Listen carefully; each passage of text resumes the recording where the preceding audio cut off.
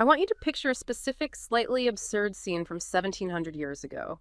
A wealthy, brilliant man is stumbling through a bamboo grove, completely wasted on wine.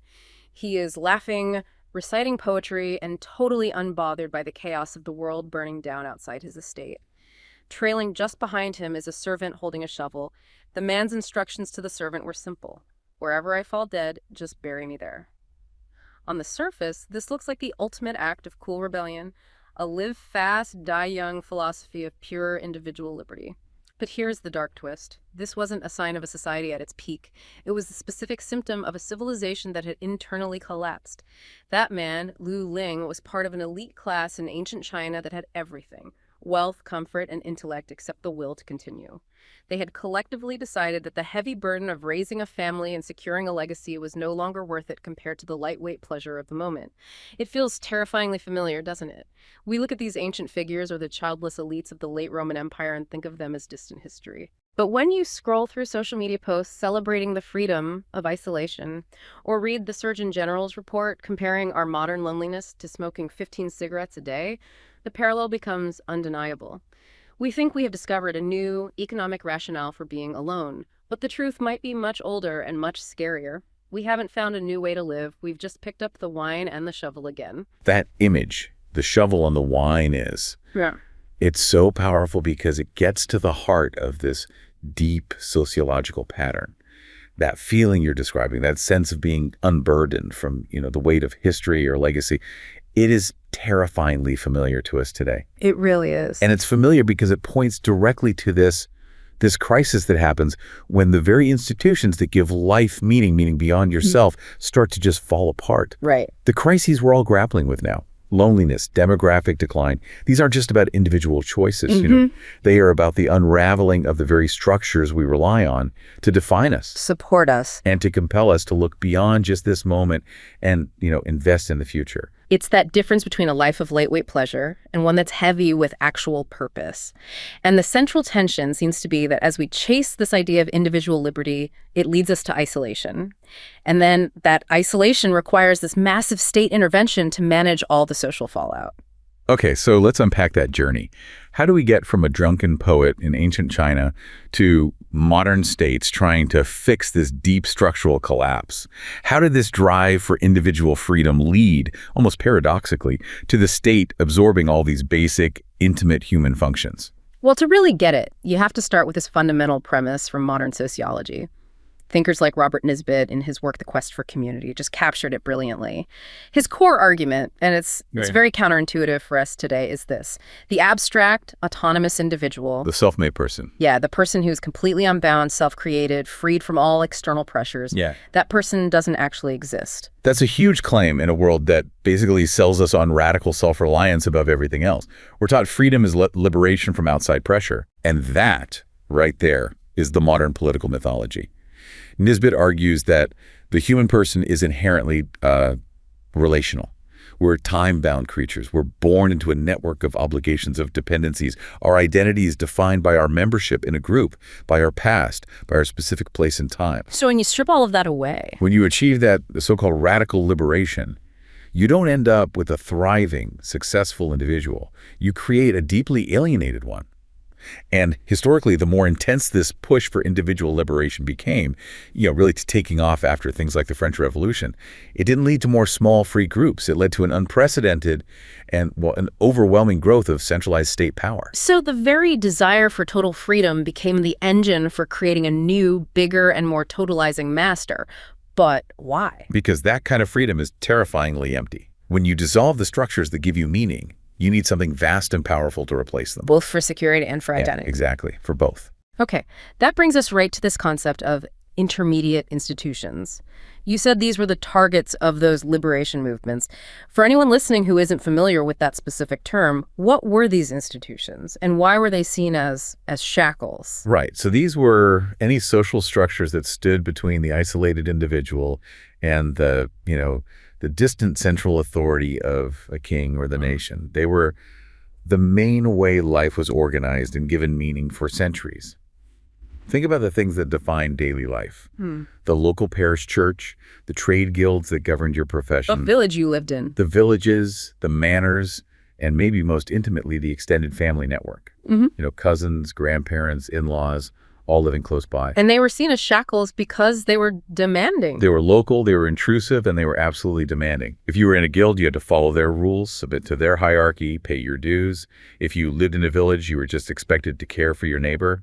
These bonds required loyalty, submission, and often a lot of sacrifice. But in return? In return, they offered this deep, organic community. They gave you mutual aid, an identity, and a profound sense of rootedness that could last for generations. So the individual says, I want the freedom to move, to choose my own job, to ignore the local church rules. They get that freedom. What's the dark consequence that Nisbet points to once those bonds are actually broken? The consequence is it's spiritual desolation and alienation, but on a massive societal scale. Once you're stripped of those mandatory local bonds, the individual is left atomized, alone, increasingly adrift. And Nisbet breaks this down into 3 core forms of modern alienation. It's really worth going through them because they just describe our current moment so perfectly. Okay, what's the first one? First is alienation from the past, when the state or some new ideology just wrenches you from your inherited wisdom, your traditions, your ancestral identity. When history is treated as something that's, irrelevant or oppressive or just an academic subject, the person is left alone to invent an identity from scratch. You lose that sense of being part of a continuous story that stretches back for centuries. That weight of history. It was burdensome, sure, but it was also deeply defining. That hits hard today. You see whole generations feeling totally disconnected from the cultural or even the geographical past of their parents, let alone their grandparents. Every big decision, career, relationships, it all feels like starting from a completely blank page. Precisely. And that leads to the second form, alienation from place. For almost all of human history, people were rooted in a specific location. Your family's land, your village well, your local church. These weren't just dots on a map. They were part of your identity. And now we have this unprecedented mobility. Exactly. We move from our birthplace to college, from college to a starter job, from that job to a new city for a promotion. We become kind of like fungible human capital. As Nisbet noted in Mass Culture, it doesn't really matter where one comes from. Your origin becomes irrelevant to your life. And that creates this deep, unmoored feeling. And I guess when you lose the past and you lose your place, you inevitably lose the third part, which is connection to other people. Yes, alienation from fellow man. The traditional ties that bound you to others have dissolved. Now, we mostly interact in these functional or contractual or economic terms rather than relational or familial ones. Right. We might have hundreds of friends online, but we lack that deep, non-optional interdependency that defined those older, smaller groups.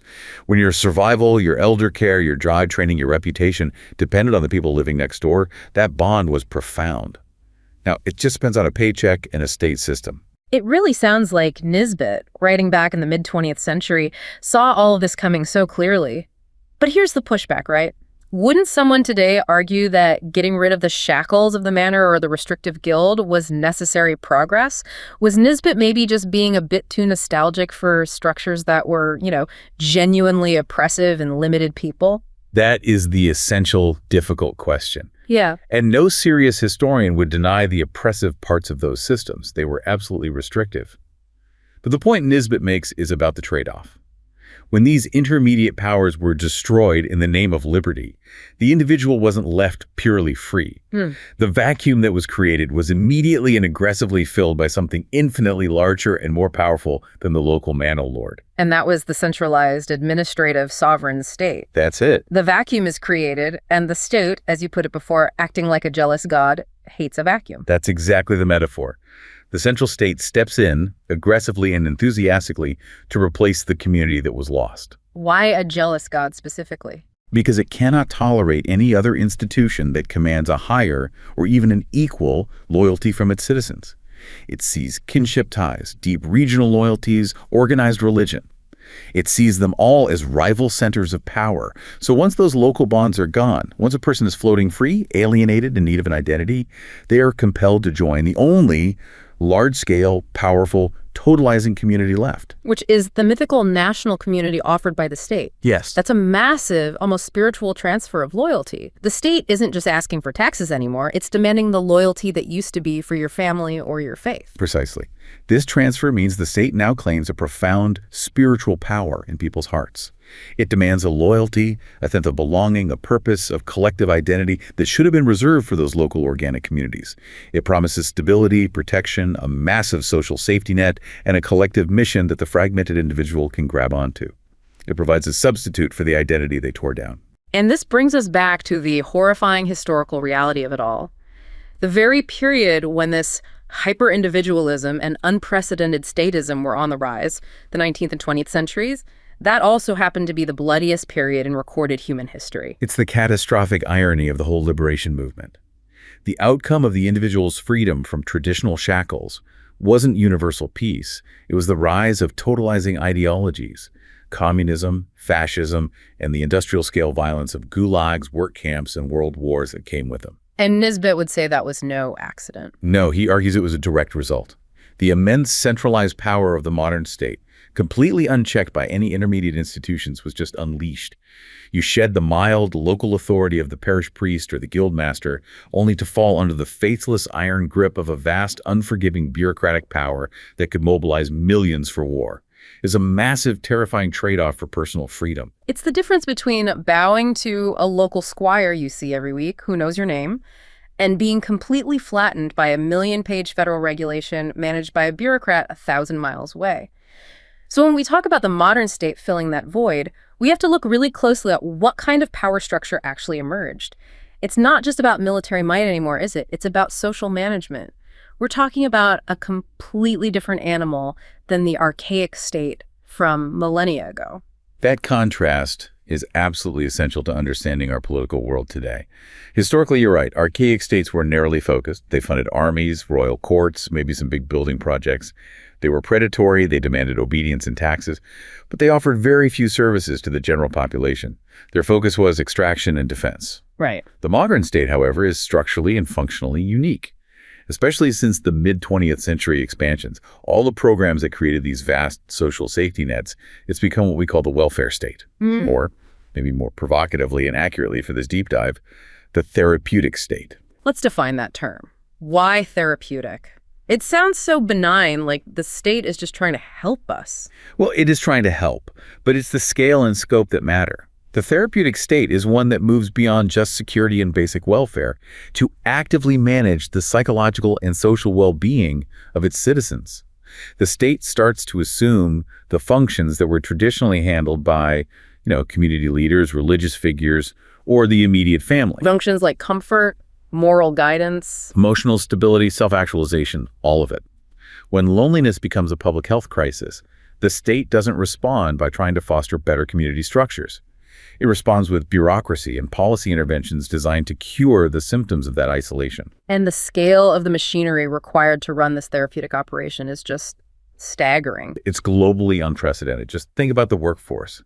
Our sources suggest that in modern nations, up to 10% of the entire working population might now be employed by the state in some capacity. 7%. And often in these administrative or social service roles, that is an enormous salaried bureaucracy that isn't building ships or fighting wars, but is administering social services, managing health, and overseeing education.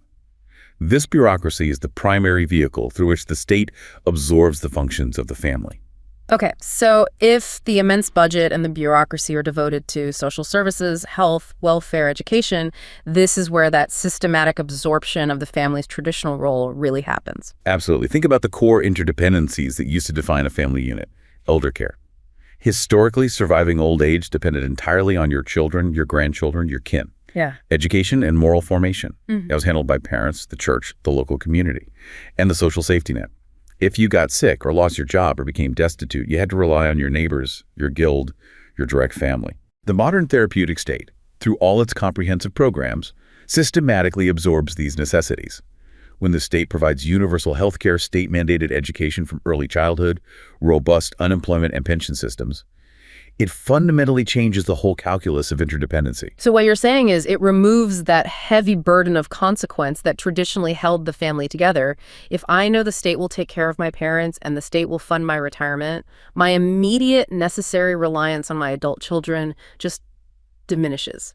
Precisely.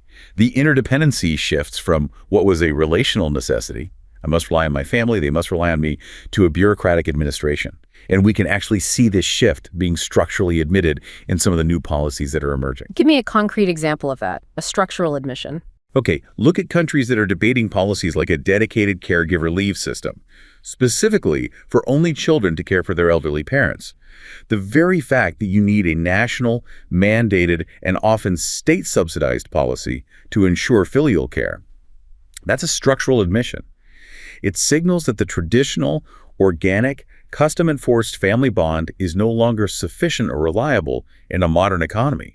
The state has to step in and financially support an interdependency that was once just automatic. The state has to legislate and fund what used to be common sense and cultural obligation. And this absorption of function naturally means the state must claim ultimate authority over the private sphere, because it's now financing and administering what were once purely private decisions. This brings up a critical point. How does this overwhelming power, which might start as just a raw force, manage to transform itself into legitimate authority in the eyes of the people? Right, it needs consent. Or at least acceptance. This legitimation is often achieved through what Nisbet called tacit acquiescence or routine apathy. People just get used to it. They accept the systems as natural, inevitable, maybe even desirable, especially given the comfort and convenience they provide. But in modern democracies, we're constantly told we're in control. We have the vote, we are the sovereign power. How does the therapeutic state mask its centralized authority? This is where the analysis gets really sharp. The modern democratic state uses the ideal of majority rule as a kind of powerful subterfuge. It convinces the population they're in control by offering these periodic voting rituals. But this masks what is essentially an oligarchy run by elites, a circulation of power from one elite group, whether it's politicians, financial capitalists, or professional bureaucrats, to another. So you vote for a representative who, once they're in, speaks for hundreds of thousands of people, and your direct participation basically ends right there. That's it. The machinery of the state, the permanent bureaucracy, the regulatory agencies, the courts, it all continues to run, mostly unimpeded by election cycles. So whether the system is more benign, like a democracy, or more crass, like totalitarianism, the mechanism of this overwhelming power requires a specific psychological environment to really thrive. It absolutely does. It requires the population to be trained into a submissive mentality and, crucially, a childlike dependency. If the state absorbs all functions, from education to elder care, it ensures citizens are dependent on its systems for their stability and comfort. And this training, this indoctrination, is comprehensive. It starts early. Yes, it's achieved through a few key things. One, nationalistic rituals, flag-raising, anthems, public holidays that glorify the central state. Two, public schooling, a system that teaches correct citizenship and the version of history that validates the state's authority. And three, data collection and surveillance. This is the ubiquitous, nonstop collection of deeply personal data. So even seemingly mundane administrative processes become tools of control. Exactly. Think about the census or tax forms. These are ancient tools of the state, but their modern application is just overwhelming. They've ballooned into systems that collect a multitude of very personal data: earnings, assets, medical conditions, family structure, where you move. The state wants to delve into the deepest parts of everyone's life, the better to control, manage, and distribute its therapeutic services. And if you fail to respond to these requests, the penalties are severe. That reinforces the population's dependency and submission. The constant monitoring and quantification of private life, it maximizes surveillance and ensures compliance. Okay, that sets the stage perfectly for our policy case studies. We've established that the state has to dedicate these massive resources to manage the social consequences of individual freedom. Let's look at a prime example of a sophisticated modern state using huge economic tools to intervene directly in family life to try and solve these demographic and labor problems. I'm talking about France's state-supported childcare model. France is the perfect laboratory for this. Their commitment to family support is decades deep, but the specific intervention we're looking at here is very targeted. Right. This policy focused on expanding these highly subsidized collective childcare facilities. I think they're called EJEPSU in French. We'll just call them collective care facilities. This expansion was aggressive, happening across the country between 2007 and 2015, backed by national plans and a lot of public money. So what was the state hoping to achieve with this massive undertaking? The aims of the policy were really clear, and there were two main goals. First, socially, they wanted to provide affordable, convenient, and reliable group care. There's a really strong parental demand for this kind of service in France. Okay. Second, and this is the critical economic policy part, the goal was to increase the overall maternal labor supply. The thinking was pretty straightforward. If the state removes the cost and the logistical headache of childcare, new mothers would enter or stay in the workforce. That would boost the economy and maybe even help with low fertility rates. So, after nearly a decade of this huge public investment and opening thousands of new childcare spots, what did the economic analysis find? What was the impact? And this is where the data reveals this fundamental, fascinating twist in the policy's effectiveness, the unexpected null effect. Despite all the investment in infrastructure, the policy did not lead to any substantial change in the overall parental labor supply, especially for mothers. Wait, a multi-million-euro national policy designed specifically to get more people into the workforce had essentially no measurable impact? That is the precise conclusion. The measured causal effect on maternal employment was negligible. The estimates were statistically incompatible with effects any larger than 0.05 percentage points. Wow. To put that in simple terms. For a policy designed to activate the labor market, if you can't even detect an effect that small, it means the policy completely failed its primary economic objective. And what's more, the expansion didn't trigger any significant change in people taking paid parental leave either, so it wasn't changing the timing of family life. That is a huge counterintuitive finding. It really challenges the whole assumption that if you just build it and make it cheap, you automatically change people's behavior. It absolutely does. Yeah. And the immediate question is, well, if it didn't bring new workers in, then who is using all these thousands of new spots? And that leads us directly to the mechanism that nullified the policy's intended effect. The substitution effect, or what economists call crowding out. Explain that. How did this crowding out mechanism work in the French childcare system? The families who benefited from the new, affordable collective care were overwhelmingly people who are already in the labor market. They were already working. They were already working. They didn't start working because of the new facility. They just shifted away from other more expensive childcare solutions they were already using. So they weren't using the state service to start a job. They were using it to switch from paying a private nanny or a local childminder to this new, cheaper, state-subsidized option. Precisely. The state effectively replaced the private market for a certain demographic that was already highly committed to full-time work. And this substitution was driven by the cost differences, which the study looked at very carefully. For example, individualized at-home childcare, like hiring a registered nanny, is the most expensive option for French public finances. It's about 120% the cost of one of these collecting care spots. Okay. Using a registered local childminder is less costly, around 60% of the cost. The new collective care option was cheaper for the state and a lot cheaper for the consumer than both of those.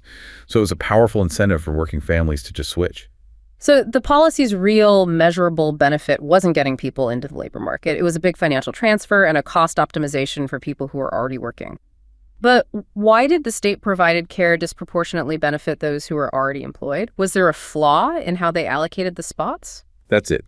It came down to the administrative allocation criteria. The selection process was a key factor in this null effect.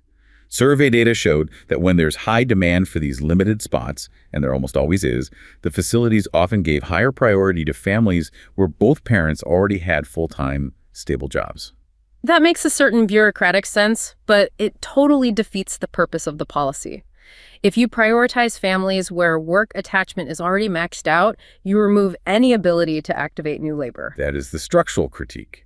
These families were already highly attached to the labor market. Getting that childcare slot was a financial windfall for them, but it didn't change their fundamental decision to work or not. The policy became an effective subsidy for existing workers, not the catalyst for non-workers it was meant to be. This completely changes how you evaluate the policy, especially when you think about the huge public investment. Initially, the costs must have seemed crushing, especially with no labor benefit. It looked fiscally disastrous. But here's the critical economic finding that sort of saved the policy, at least on the balance sheet.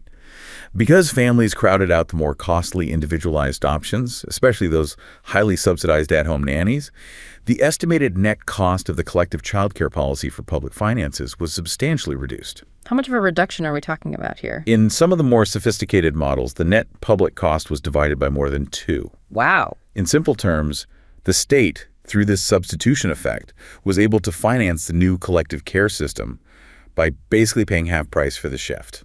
It avoided paying the much higher subsidies that had been going into the individualized care system.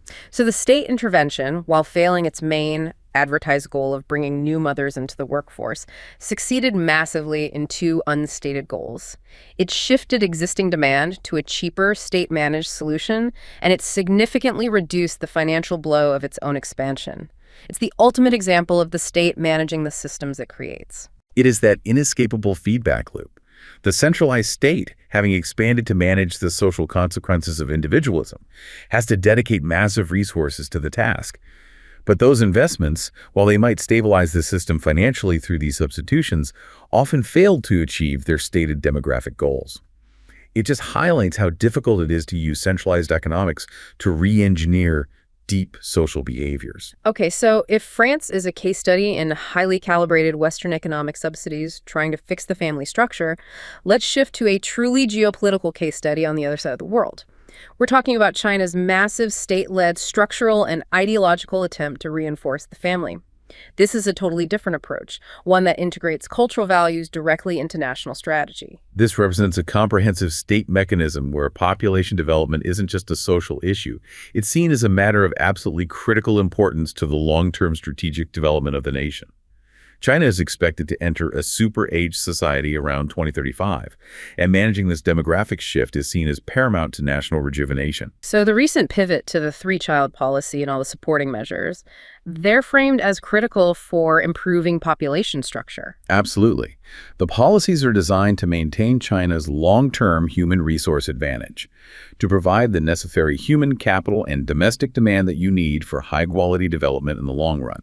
And this requires vast structural reforms alongside the policy shift itself.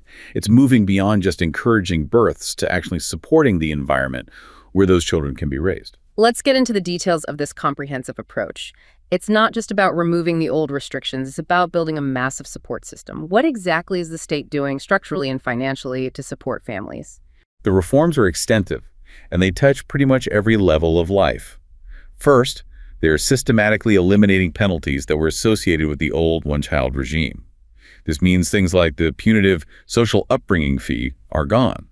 And crucially, the number of children you have is explicitly removed as a barrier for essential services like household registration, the hukou system, or school enrollment or employment. It's a complete teardown of the old structure. So once those negative incentives are gone, what is the state building in their place to actively encourage having children?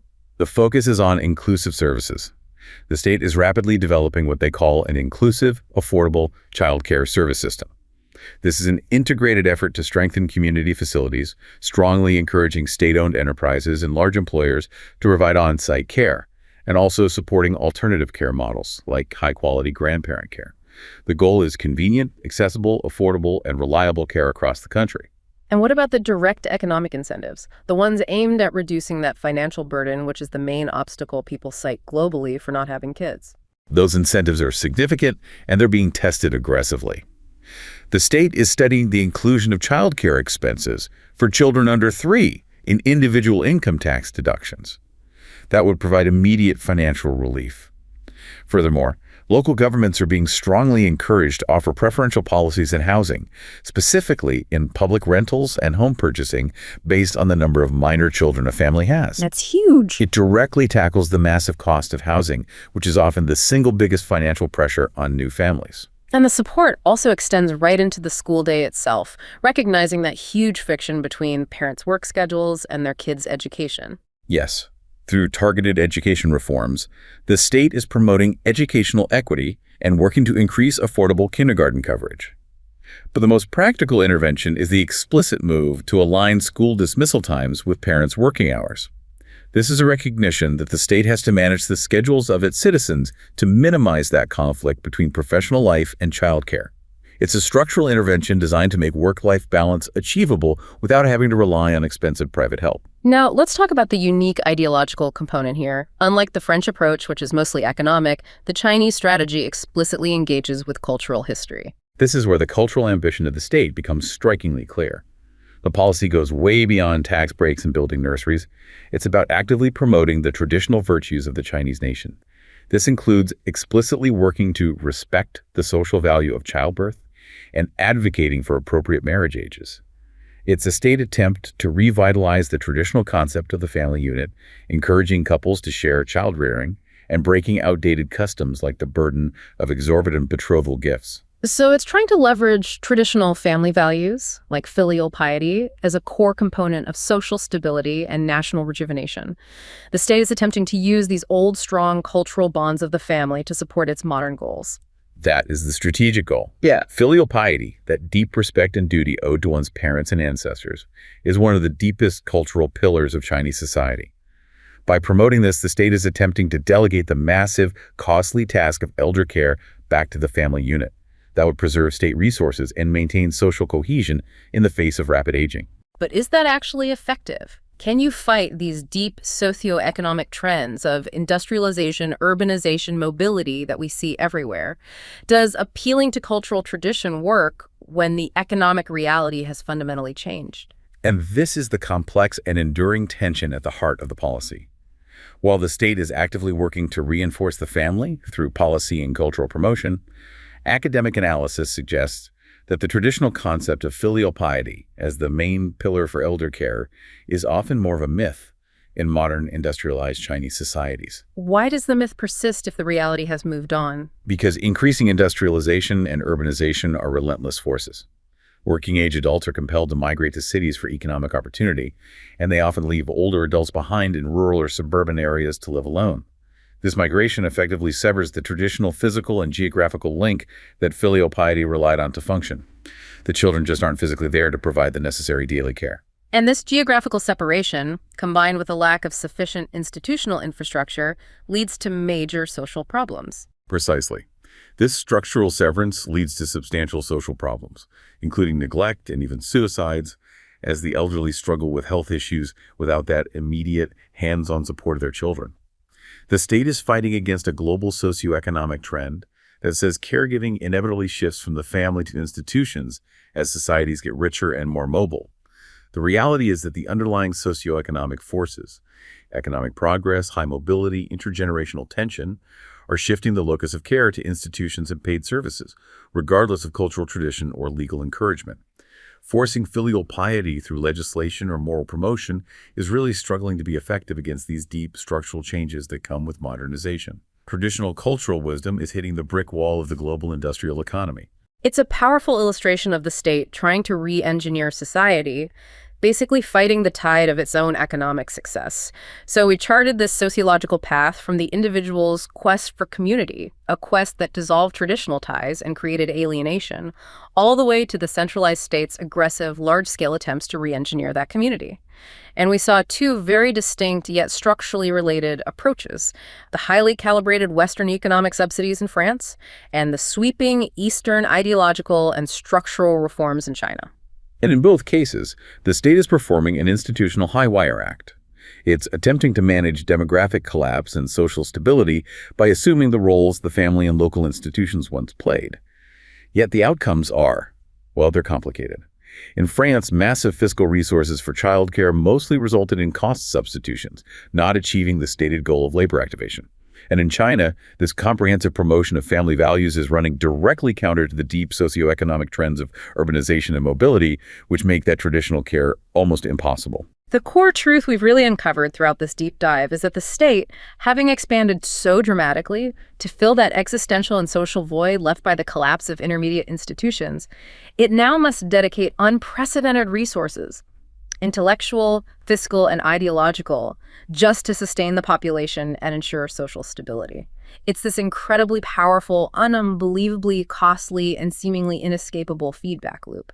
Once the state starts to absorb the family's functions, it can never really afford to start, because if it pulls back, the social instability would be immediate. The modern story of liberty is not one where the abstract, autonomous individual thrives alone, unbound by loyalty or tradition. Instead, it's a story where the immense power of the centralized state is required, not just to govern, but to manage the necessary social and demographic consequences of that individual isolation. The burden of human relationship and interdependency, it hasn't been eliminated. It has simply been nationalized, transferred from the local kin-based unit to the massive, complex machinery of the centralized government.